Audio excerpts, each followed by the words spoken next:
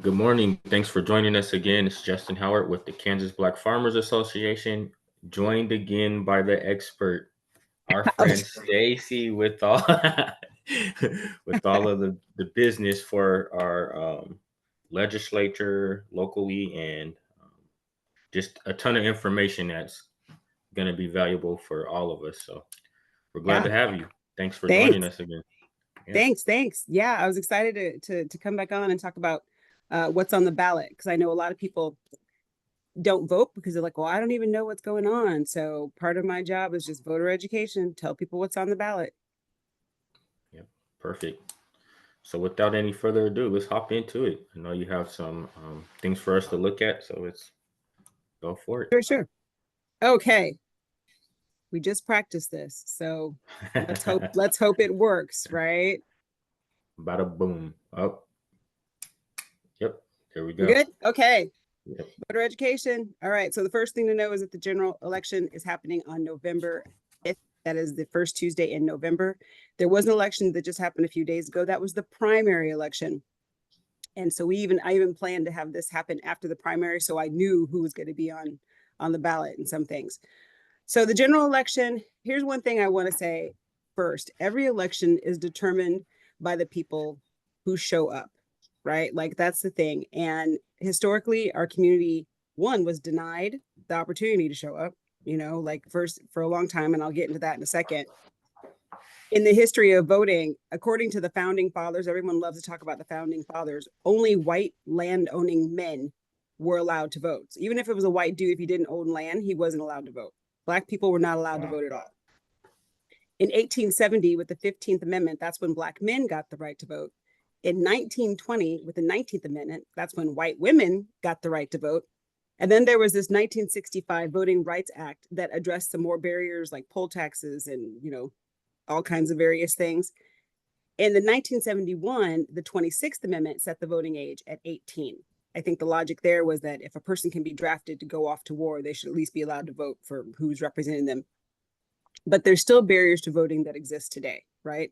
So one thing, as recently as this year, right, or last year, the United States Supreme Court was looking at Alabama gerrymandering cases, and gerrymandering is a word that's like a whole presentation unto itself. That means that the legislatures or whoever's drawing the maps draws them in such a way to ensure that certain people win and that other people don't actually, their votes are sort of discounted. So that's one of the first things I want to talk about is that it has not always been a given in this country that anyone could vote unless they were a white landowning male. Everyone else has gotten the right to vote through struggle, protest, and it just was never a given. And anything that had to be given can be taken away. So I want people to always remember that. Here's some of the things I hear a lot about when people are talking about voting. They say, well, politicians are crooked, or they don't get us, or they lie to get elected, then they flake out, or that they're only in it for the money. And here's the thing. I think fundamentally people don't understand where the power lies. Politicians are elected, which means the electorate decides who the politicians are. So if you think the politicians are crooked, stop voting for crooked politicians. That's it. If you want representation that looks like you, vote for people who look like you. If you don't want politicians to be liars, don't vote for liars. If you want politicians not to be money grubbers, then don't vote for money grubbers. Interestingly enough, I'm going to ask you, Justin, how much do you think a Kansas state legislator makes? Not in Washington D.C., but how much do you think people who represent you in Topeka? How much do you think they make? Can't be a lot. Probably not a lot. Maybe what, 40? 40? 40K? Yeah. Okay, so just this most recent legislative session, they passed that said that they were going to get a raise up to 40K. And how much do you think they were doing before that? Yeah, probably like 30, 25 to 30 something. Would it be? So I had friends who got elected in 2020, and as a first year legislator, a friend of mine who was a state senator was lucky to clear $19,000 as a state senator. Wow. Wow. So now let's think about what that means to serve in the Kansas state legislature. A lot of people who have jobs right now to take a leave of absence to go serve in the state legislature to get paid just shy of $20,000 to do it. That means that to a certain extent, the only people who can literally afford to become state legislators have to be independently wealthy or retired, or maybe they have some profession that allows them to bill, like if they're lawyers, or do you know what I mean? Like, but this Right. precludes your average working person from being able to go, because they would have to take a serious pay cut in order to do the job. So like I said, they just passed it to give themselves a raise, right? And that's what the headlines said. Kansas legislators vote to give themselves a 90% raise, right? And so people read that and they're like, well, they're just paying themselves money.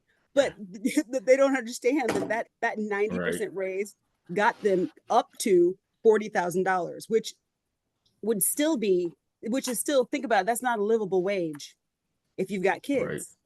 Okay, so Right. let's just, this idea of, they're just in it for the money. Not Yeah. in the Kansas I state figured legislature. I figured it couldn't be a lot, but just in general, public service, you don't get Yeah, paid enough. I would say that's just a general rule for myself to just think about. But in general. But wow, mainly politicians that's are crazy. elected. I know. Politicians are elected by people, and if people don't show up, then they're going to get what they get. Okay, so what's on the ballot? We do have national level races coming up here in November. Of course, the president of the United States, that gets all the air. A presidential election happens every 4 years. Presidents are actually term limited to 2 terms. So a president can't serve more than 8 years. This year, finally, after all the ups and downs and lefts and rights, it's Kamala Harris and Tim Walz versus Donald Trump and JD Vance. And here's been some drama in the last couple of cycles about this notion that they're actually elected by the Electoral College, not the popular vote. And again, that's a long explanation.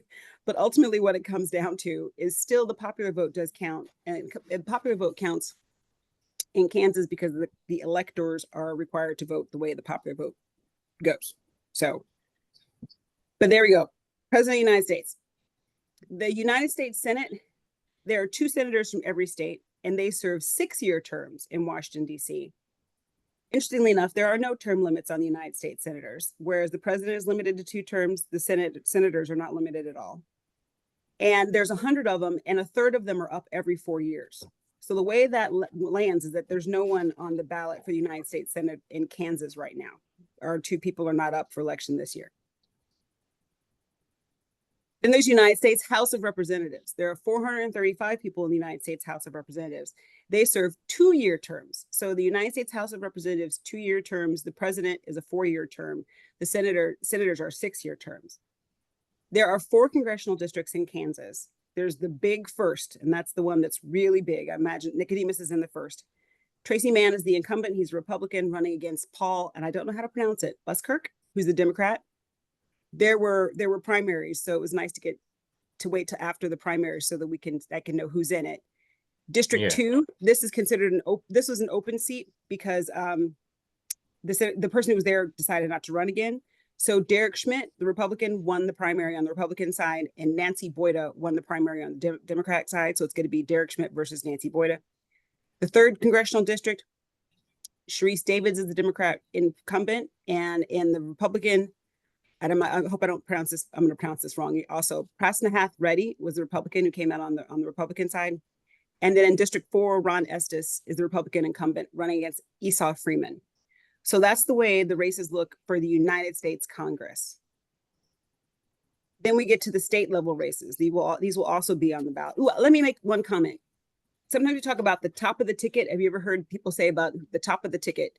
And then we call them down ballot races. Literally at the top, the first thing you see is going to be president, and the second thing would be Senate. The third thing would be, so when I make reference to down ballot, it's this idea of as you go further down the ballot, these are the races that are coming up.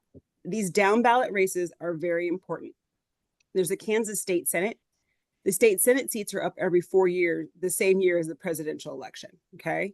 There's 40 members of the Kansas Senate. Currently, there's 29 Republicans and 11 Democrats. So this year, coming up in November, every single seat is up for re-election or election. I shouldn't say re-election, but up for election. The Kansas districts are determined by population, not necessarily geographic size. So as you get into Western Kansas, the Senate districts get much larger because the population is much more spaced out. Each Senate district is in the neighborhood of like 70, I think it might be 73,000 people. So it's whatever you can do. Don't quote me on that number, but let's say it's 73,000 people. So it's this idea that the size is determined by once you get 73,000 people, that's a district. Because there's only 40 of them, the districts are really, some can be very large, especially as you get out into Western Kansas. Some of those districts are 7 counties. I mean, they can get very large. The Kansas House of Representatives, much like the United States House of Representatives, everyone serves a 2-year term. And so, of course, this year, everybody's up for election again. There's 125 members in the Kansas House of Representatives, 85 Republican, 40 Democrats. Again, the size of a Kansas House district is determined by population. They're smaller. That's why there's more. It's 125 versus 40. So the upshot of this is that every single member of the Kansas legislature is going to be on the ballot this year. Every single seat is contested. So when I talk about the importance of paying attention to down ballot races, it's because sure, the president of the United States is going to get elected, but the entire Kansas, there's a universe where the entire Kansas legislature turns over, right? I mean, it's not going to, but everyone's up for election. Yeah. I've been talking for a while. Do you have any questions? Because I'm just jamming through this. No, go ahead. I think it's pretty concise and clear. I'm just soaking it up. Cool. There's also this year going to be the Kansas State Board of Education. Now, the Kansas State Board of Education, I took this from their website, prepare Kansas students for a lifelong success through rigorous quality academic instruction, career training, character development, according to each student's gifts and talents. So there are 10 people on the Kansas State Board of Election, and 5 of them are up this cycle. Now, these are the people who set academic standards for the entire state. These are not the people who set local curriculum. So a couple of years ago, there was, it continues to go on. There's all this hullabaloo about critical race theory and social emotional learning. And I don't want this book in the library. I don't want that book in the library. That is not what these people do. All of those discussions about curriculum are settled by local school boards. Okay. So that's another reason why it's important to vote every year, because local school boards are up on the odd years. They're considered an off year election, and turnout plummets. But then you're left with a small number of people who are determining the school boards. But this year, District 2, 4, 6, 8, 10 are up for grabs. District 2, we've got Melanie Haas is the incumbent running against Fred Postlewaite. District 4 is Chris Meyer running against Connie O'Brien. District 6, Dr. Beryl New is running against Bruce Schultz. 8, Betty Arnold is running against John Carmichael. And then in District 10, Debbie Potter is running against Jeff Jarman. So this is why sometimes people don't vote on these, is because they're like, oh, I don't know what the Board of Education does. Oh, I don't know these people. So what I will say is that every county election office should have the ability, or honestly, if you go to, and this will show up later, the state Secretary of State's office, you can look up your ballot ahead of time and know who you need to be researching. And if you put in your name and address, and you'll get your ballot, Justin, and if I put in my name and address, I'll get my ballot, so I can see who I need to be doing some research on. All right, now then sometimes you have the retention of judges, and this is where it really does get into the weeds. And I will even tell you that finding information about judges can be difficult, right? And so it could be district court judges, district magistrate judges, county district attorneys. So here's what you do. If you go to the Kansas Secretary of State resource and look up your ballot, this myvoteinfo.voteks.org, and a voter view, or if you just go to, and again, this will be on the last slide, the Secretary of State's page, and look up elections and just look yourself up, then you'll get your ballot and know exactly what's on it. Because this could vary widely across the state. Whereas I can say for a fact across the state, everyone's going to be voting for their Kansas senator and their Kansas legislature. I do not know if everyone's going to have judges on their ballot. So you'll have to read up on that on your own. Okay. I'm moving my thing. Yeah, look up your ballot. There may be other races. I have not heard of any special races. A couple of cycles ago, there was a special race because Senator, I don't think something happened. I think someone resigned, or did he die? I don't think he died. Anyway, but there was a special election. So, but again, I can't stress enough, look up your ballot. Okay, we're past the primary. So this is the timeline for the general election. October 15th is going to be the last day to register to vote. Okay. So if a person turns 18, if a person is going to turn 18 between October 15th and as long as a person is 18 on election day, they can register to vote. So even if a 17-year-old is sitting there on October 15th going, well, I'm not 18 yet, I won't be 18 until the 2nd of November, they can register because they will be 18 on the 15th of November. Do you see what I'm saying? Yeah. If you have moved, if you have changed, if you've gotten married and changed your name, if you've gotten divorced and changed your name, whatever you need to do in order to update your registration, do that before October 15th. That's also the last day to apply for a mail ballot. Those are also called advanced ballots. So advanced ballots and mail ballots are the same thing. October 16th, they will start sending out the advanced ballots. They will mail them out. This third little block here is what I want to land on. If you do a mail-in ballot or an advanced ballot, those are the same thing. Mail it back as soon as possible, or more importantly, don't mail it back at all and walk it back to the election office or drop it into an approved drop box. Let me tell you why. The mail moves slowly. Okay. So I know people in Johnson County who have applied for mail ballots, right? And some people were done voting in the early voting, and the other people hadn't even gotten their mail ballot. It hadn't even gotten to them yet. Because mail gets lost, mail moves slow. Almost all the mail in Kansas is not processed in Kansas. Right. It's processed in Denver. It's processed in Kansas City, Missouri. It's processed in Oklahoma City. So mail ballots are the pros of mail ballots are that you can sit down in your own home. You can open up that mail ballot and you can read everything that's on it. You can sit there. I want to Google, Snoopy, who's running for Kansas State House. And I want to Google Linus, who's running for, whatever. And you can Google those people and find out about them and take your time to make your decision. Or there are people who have mobility issues for whom getting to a voting booth would be difficult, if not impossible. So having a mail ballot is the way to go. If they have any kind of need for help, a mail ballot is also a good way to go because people can help them fill out. Like, for example, if a person has lost the use of their hands, someone can help them. Now, then you do have to sign that someone has helped them, right? You sign saying that this is the person who helped them and I'm not changing their votes. So mail ballots, advanced ballots, same thing, have their place and they have their use. What I will say, and what even the Kansas Secretary of State, Scott Schwab, has said, if at all possible, do not mail them back. Bring them back physically. A couple reasons. Here's why. The mail moves slow. 2, the Kansas legislature is on its way towards getting rid of the 3-day grace period. Now, the 3-day grace period was instated because, like I said, very little mail. I don't know if any mail is processed in Kansas. And so they passed a law that says, well, as long as a ballot is postmarked before election day, it has 3 days to arrive in the election office and it will still be counted.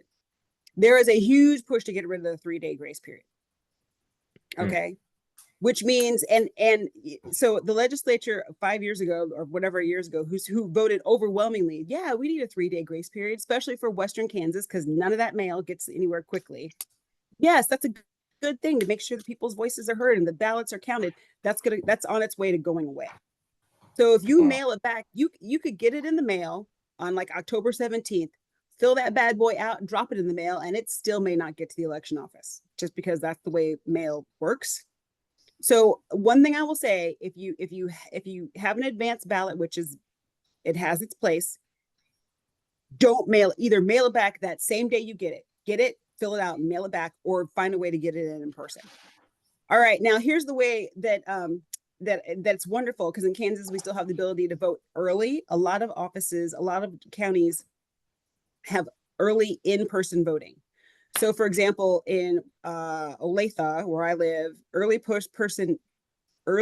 in-person voting begins like 2 weeks ahead of the election, which means, just on a Wednesday at 3 o'clock, if you've got some time, you can go vote and get it done. usually some, random Thursday at 10 a.m., there's not going to be a line. You can go in, you can take your time, vote. It's a great way to avoid long lines on election day, because there are going to be long lines on election day. It's a presidential election. There's always long lines. It eases the burden on poll workers. It frees up congestion on election day, if that makes any sense. Yeah, for sure.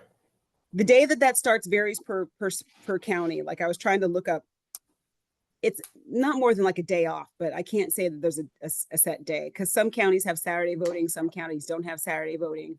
So you have to just look up your county. But generally speaking, it's about 2 weeks, 20 days ahead of the election. And then, of course, on the election day, November 5th this year.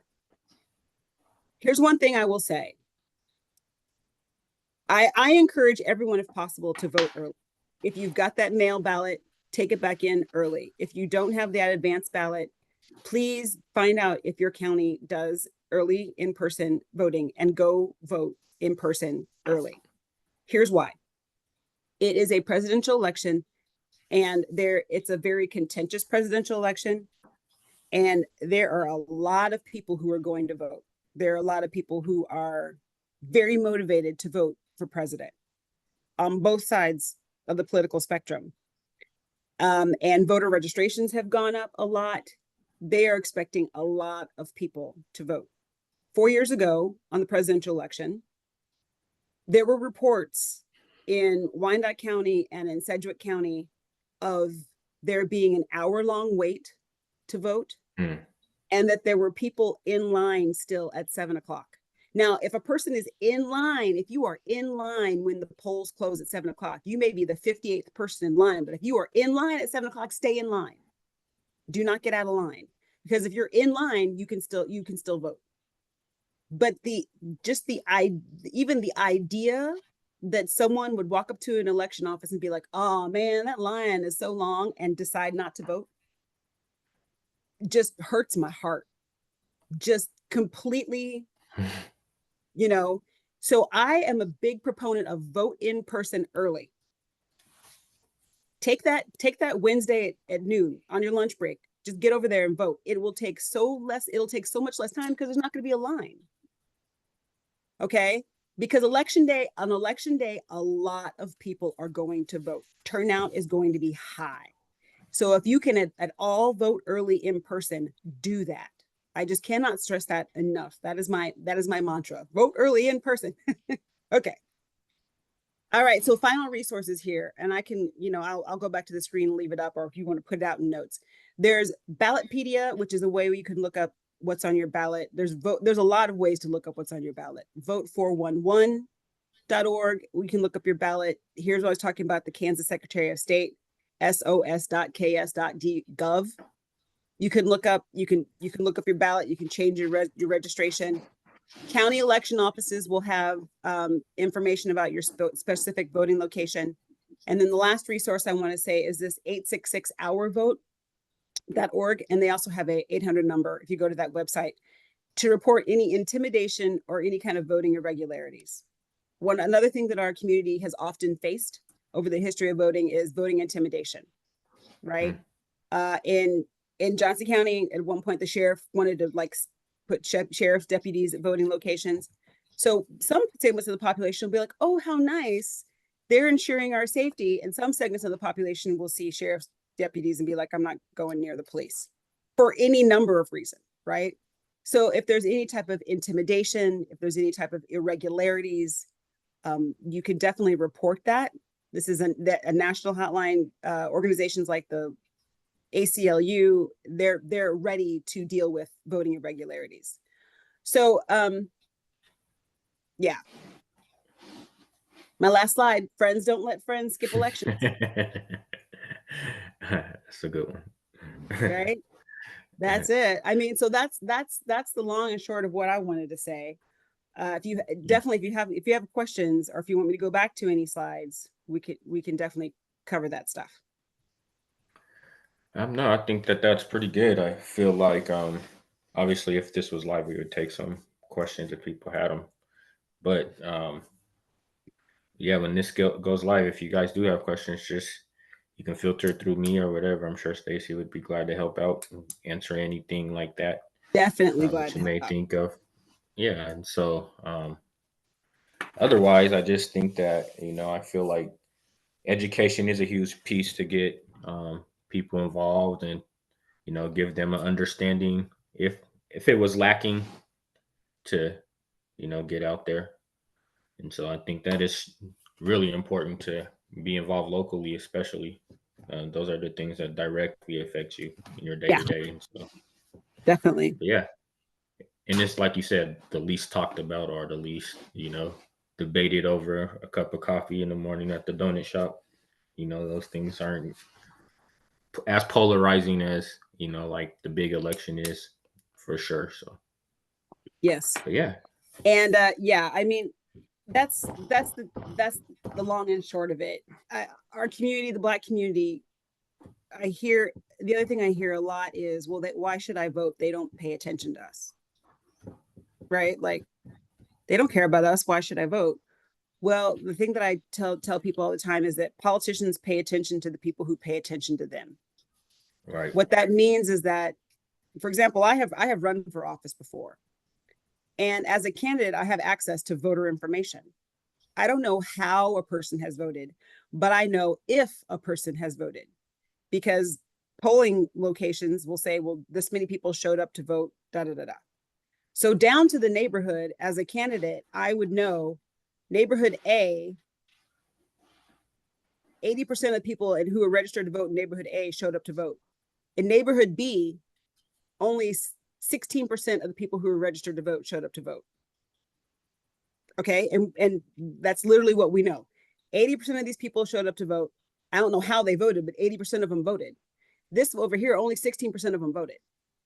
So as a candidate, I only have a certain amount of resources, money to spend on anything, yard signs, mailers, whatever, phone calls, texts, because all that stuff costs money. So where am I right, going to spend my money? I'm going to spend my money where people are most likely going to vote. I'm not going to spend a huge amount of money in an area where I don't think, like, even if I spent money on them, they're not going to vote. That's a waste of resources. Because every time a politician reaches out to you, it's money. If it's an ad on social media, it costs money. If they're calling you or texting you, it costs money. If they're sending mail, it costs money. And they're not going to spend money on people who aren't going to bother to vote, which is why sometimes politicians don't spend a lot of money in marginalized communities because the marginalized communities don't vote. So then the marginalized community, like, well, they don't care about me. Why should I vote? So then they don't vote. And then the politicians don't spend money on the marginalized communities because they don't vote. And it becomes this downward spiral where it's like, well, I'm not going to go vote. Well, I'm not going to pay money. I'm not going to pay money to reach out to you. Well, then I'm not going to vote. Well, then I'm not going to spend time reaching out to you. Well, then I'm not going to vote. And it spirals downward. that's terrible. But Yeah, but that's what happened, right? yeah, it's a thing for sure. But I mean, it just kind of, I guess, it would motivate organizers to kind of help get that gap filled. The education. I feel like it's the education piece that needs to, you know, happen, and where that comes from. I guess part of the reason why we're doing this for sure, Yeah. to trying to get that, just can stress it enough to the people how important it is to kind of, um, get representation on the things that you care about and the things that directly affect you. So, Yeah, definitely.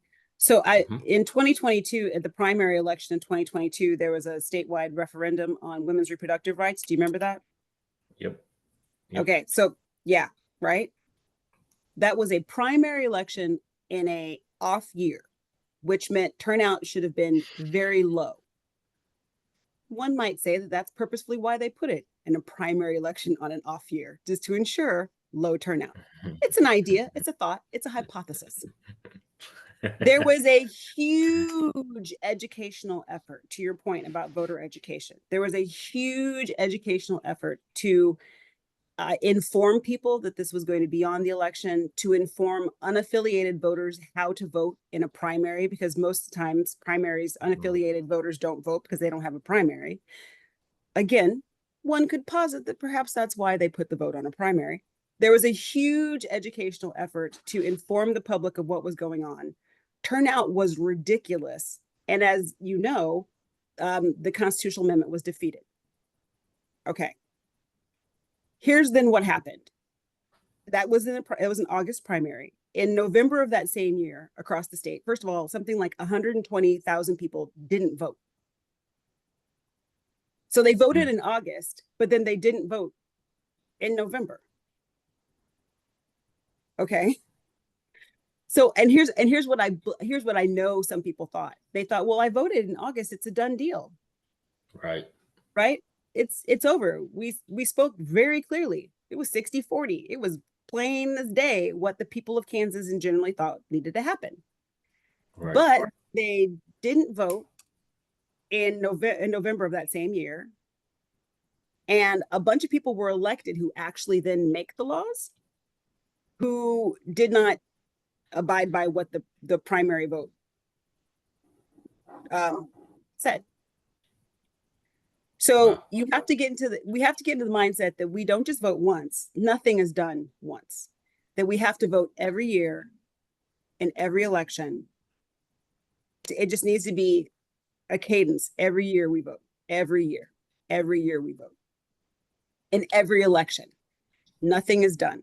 And pay attention to who you're electing, who actually make the laws, because again, if you want laws to help you, then you need to elect the right people. Well said. Well said. Okay. Well, perfect. Any more questions? I mean, I love answering questions. Yeah, I mean, I literally wish there was an audience, but we'll get to that. And again, just send those questions in if there are some. But me personally, no, I don't have any coming for myself. I'm just excited that we're doing this again and that we can get it out there. And it's a part of a series that we're doing. I have you twice, and then we have kind of somebody from the World Coalition to speak more about the county committees set up by the USDA or through USDA, and she's going to explain that. And I think the combination of these and a series is going to be a lot, and people can go back to it and glean different things. So again, I'm excited and thankful that you're on again, Stacey, and that you provided us with a lot of stuff to take away. If you could, just a reminder to also send the links over, and I'll put them in the description or stuff online so people can click there. And good job. Thank you. I wish I had this. We have a little clap machine I usually use, and it gives applause like, so that's what we're doing. Crowd's going crazy over here. Thanks. I appreciate it. All right. And then join us again. Like I said, we're going to have a few more episodes in this series that you guys can get a lot of information on. Again, special thanks to Stacey and everything she does, and looking forward to the next video. See you guys later. Bye. End it. Stop recording.